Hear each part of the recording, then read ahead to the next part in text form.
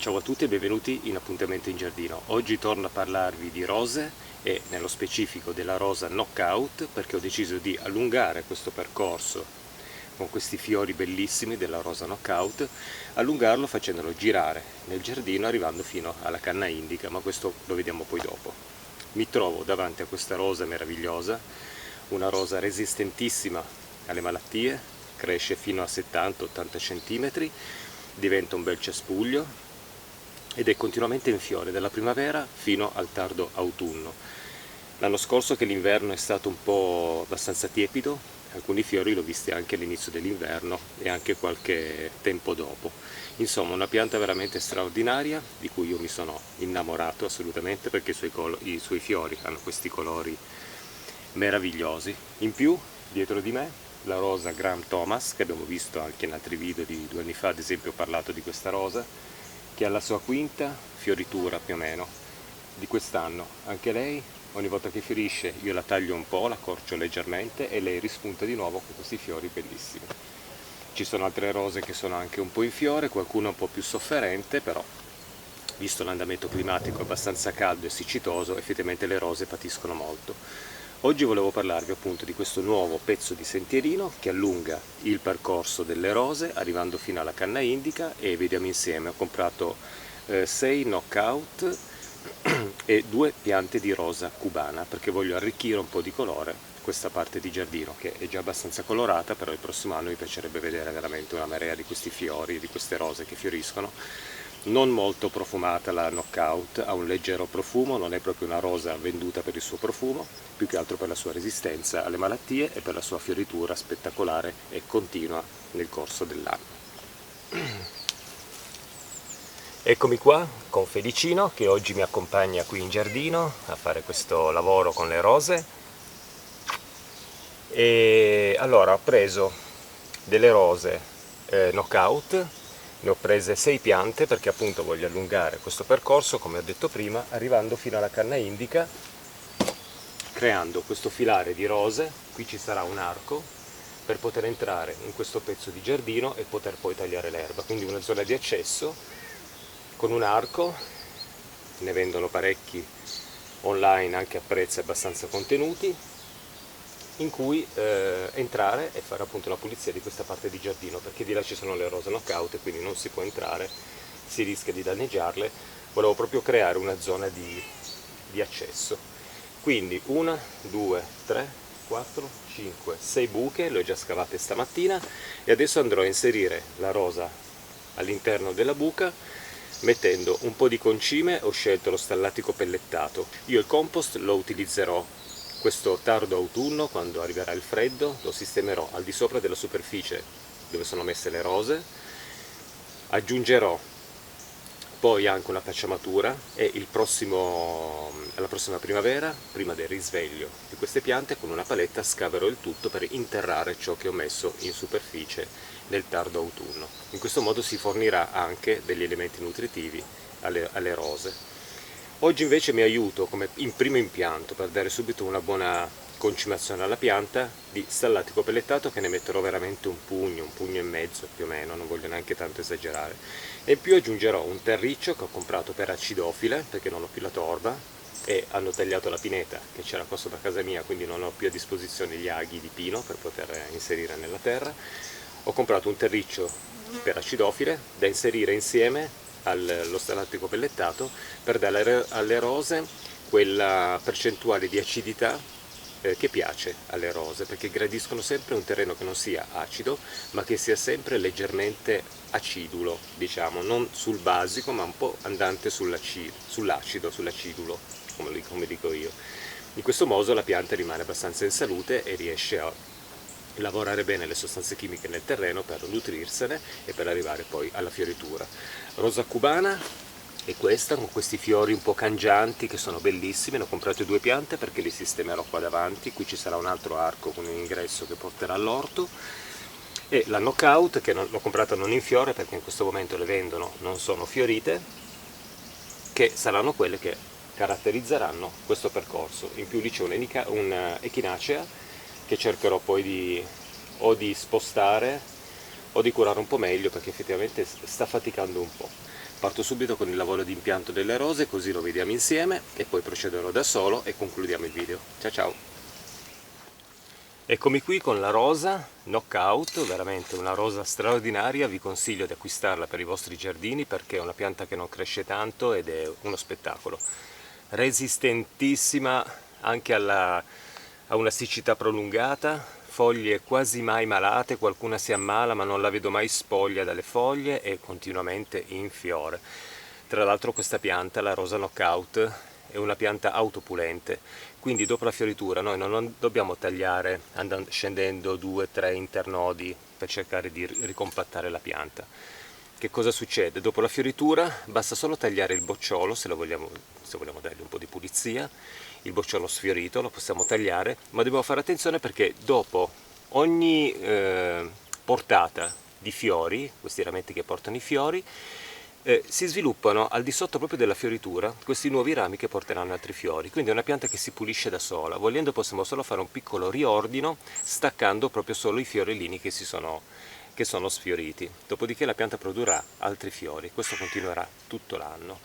Una pianta bellissima che come potature ha bisogno soltanto alla fine dell'inverno di una potatura un po' drastica, scendiamo un pochettino nei rami per ridargli una forma e poi lei di nuovo riesploderà con tutta questa sua crescita che non va neanche tanto seguita perché essendo una pianta autopulente controllerà da solo un po' la sua fioritura e sfioritura e quindi ripeto ci limiteremo soltanto a dargli una pulizia manuale, meccanica proprio, solo per eliminare i fiori sfioriti e per non farla andare a seme, perché se lasciamo i cironodi, come vengono chiamati, queste cose che poi si ingrossano, che contengono i semi, la pianta ha svolto il suo compito, potrebbe poi fiorire meno o addirittura non fiorire, quindi eliminiamo sempre tutto ciò che è sfiorito e così la pianta continuerà a buttare fiori tutto l'anno. Allora, per l'impianto io ho scavato una buca profonda un 40 cm, un po' il doppio della dimensione del vaso, per poter adagiare appunto la mia rosa in questo modo.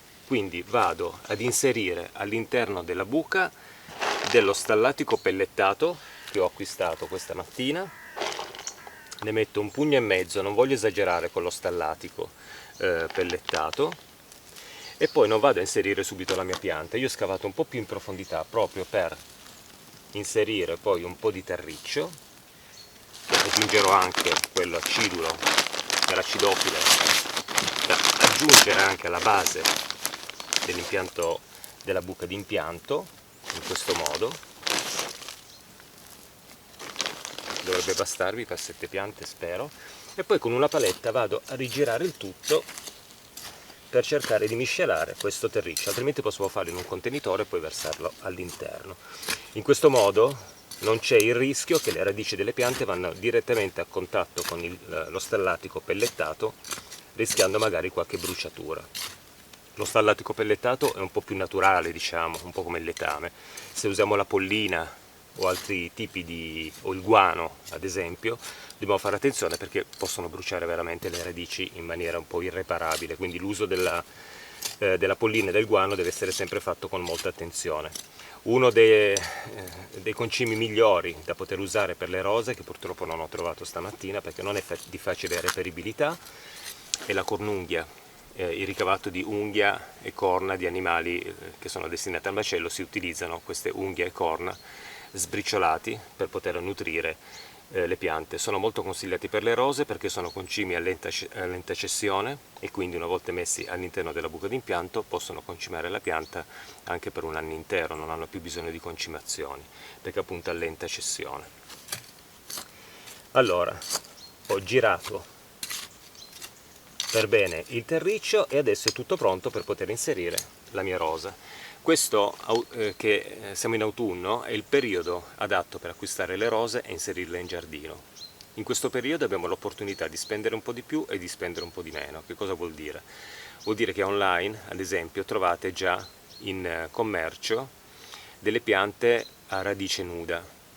Questa vendita di rose a radice nuda, ovvero senza il vaso, viene fatta nel periodo appunto invernale perché è il periodo più adatto per poter mettere questo tipo di piante in giardino e costano un po' meno perché non c'è la spesa del vaso. Quindi aspettiamo ancora un po', lasciamo un po' passare il mese di ottobre, cominciamo a guardare i siti online magari da novembre in poi, quando comincia l'inverno, prima che il terreno gela, è sempre adatto per poter piantare delle rose a radice nuda, perché in estate questo può essere un problema per le rose a radice nuda essere piantate, e quindi la vendita di rose a radice nuda viene fatta nel periodo autunnale invernale, proprio per metterle in giardino e poi farle partire in primavera. Quelle coltivate invece in vaso possono essere piantate in giardino tutto l'anno, anche in primavera e anche in estate. E quello che le differisce tra le due è proprio il costo, perché quelle a radice nuda hanno un costo contenuto e quelle vendute in vaso purtroppo noi ci paghiamo anche il vasetto e quindi costano un pochettino di più. Quindi orientiamoci in base anche alle specie che troviamo, magari alcune specie che vogliamo sono solo a radice, sono solo in vaso e quindi alla fine le acquistiamo in vaso. Io queste piante le ho acquistate ieri in vivaio, erano tutte in vaso, posso piantarle in qualunque momento dell'anno e quindi questo comunque è il periodo adatto per cominciare a piantare le rose in giardino. Tolgo il suo cartellino, tanto conosco benissimo questa pianta, la rosa knockout. Io tendo sempre con le mani a stringere un pochettino il pane di terra senza muovere troppo il tutto, e poi cerco di liberare le radici finali in questo modo senza disturbarle troppo, perché queste radici sono state ormai abituate a girare in cerchio, quindi bisogna dargli proprio l'input di cominciare a distribuirsi nel terreno, e quindi liberandole leggermente da un po' di terriccio e smuovendole un pochettino si dà l'opportunità a queste radici di allargarsi, di capire che adesso possono essere liberi di andare. Quindi inserisco la pianta all'interno, rimane un po' bassa. Ricordiamoci sempre che quando mettiamo la pianta di rose nel vaso, la terra deve essere perfettamente con quella che aveva nel suo vaso e il punto di innesto dovrebbe essere sempre protetto da un po' di terra, da qualche centimetro di terra. Quindi adagio qui la pianta, aggiungo un po' di terra da giardino e un po' di terriccio acido e mi alzo un pochettino come livello. Ok, adesso va bene. Io tendo sempre a lasciarlo un pochettino dentro una conchetta, in modo che quando bagno l'acqua non va via e rimane nella conca e riesce poi a penetrare bene in profondità. I rami che sporgono è meglio non metterli in direzione subito del sentiero, mettiamolo in direzione, magari la metto un po' verso di me, in modo che si distribuisce così, e poi quando andranno nel sentiero andranno potati magari per lasciare libero il sentiero. Comunque non sono piante di grandi dimensioni, non si sviluppano tantissimo, l'altezza della rosa knockout arriva sui 70-80 cm più o meno d'altezza e forma un cespuglio veramente molto molto attraente. Quindi continuo a sistemare il terriccio, aggiungo sempre un pochettino di terriccio per acidofile, compatto leggermente con le mani per sentire anche a che livello è il pane di terra che aveva nel vaso. Naturalmente quando facciamo la buca di impianto per le rose dobbiamo dissodare il terreno, se troviamo delle pietre o altre cose togliamole, così diamo l'opportunità alle radici di crescere bene e non trovare ostacoli al loro sviluppo. Potevo aiutarmi anche con un rastrello che ho dimenticato. Qui era stata piantata un iris, ci sono ancora parecchie radici che ho spostato perché volevo quel colore in un'altra zona del giardino. Ok, adesso il tutto è sistemato proprio perfettamente con il pane di terra che aveva nel vaso, il livello è perfetto, tolgo un po' di terra in eccesso, spiano un po' e creo con le mani una leggera buchetta oppure ammucchio un po' di terreno qui intorno in modo da far sì che quando bagno tutto va giù. Ricordiamoci che quando bagniamo il terriccio poi la terra tende a scendere e quindi abbondiamo un po' di più col terriccio, perché tutta quella che scenderà lascerà poi il pane di terra originario del vaso un po' in superficie, quindi mettiamo un po' di terra, mucchiamo un po' di terra ancora e voilà, sistemata la pianta all'interno della sua buca di impianto. Io adesso la lascerò poi sviluppare, se riuscirà in questo autunno, poi si fermerà in inverno e ripartirà in primavera. Io alla fine dell'autunno, con l'arrivo veramente del freddo, proteggerò questa pianta con un po' di compost sistemato qui in superficie, una buona dose di compost e un po' di pacciamatura fatta con delle foglie. Lascerò tutto lì. Ci saranno tutti i processi invernali, eccetera, neve, pioggia e freddo, e prima dello sviluppo della pianta, prima della primavera, alla fine dell'inverno, io con una paletta zappetterò poi tutto il terreno cercando di interrare tutto ciò che avevo sistemato alla fine dell'autunno, in modo che entrerà un po' nella terra e con le successive bagnature fornirà alla pianta il nutrimento che gli serve. Adesso proseguo con l'impianto delle altre rose e poi ci vediamo, così concludiamo il video.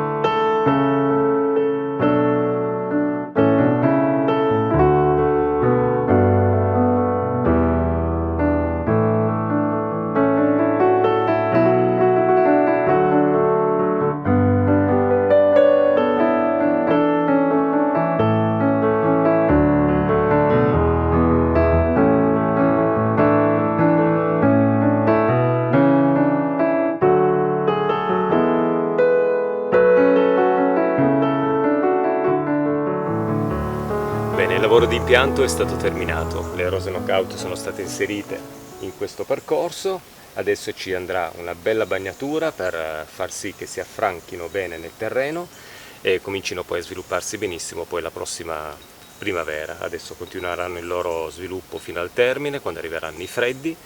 E la rosa invece cubana, le due piante di rose cubane con questi fiori cangianti che a me piacciono veramente tantissimo, quando le ho viste nel vivaio me ne sono subito innamorato. Le ho messe vicine, tanto ho letto che in un metro quadro se ne possono mettere anche 3 per creare delle siepi un po' più fitte, e quindi 2 piante sistemate qui penso che vadino bene. Ho tolto l'idea di mettere un arco qui in ingresso all'orto, perché quando si va nell'orto si entra con diversi attrezzi, l'arco può creare magari qualche intralcio, diciamo, ai lavori. Quindi niente arco, le ho sistemate qui, volevo metterle vicino all'arco da una parte e una dall'altra, come ho fatto per le rose knockout come ingresso in questa zona, ma niente, le ho sistemate qua come cespuglio, in modo che lì c'è il cartello dell'orticello e qua sì, ci sarà questo sviluppo, perché la rosa cubana arriva anche a 70-80 cm come la knockout.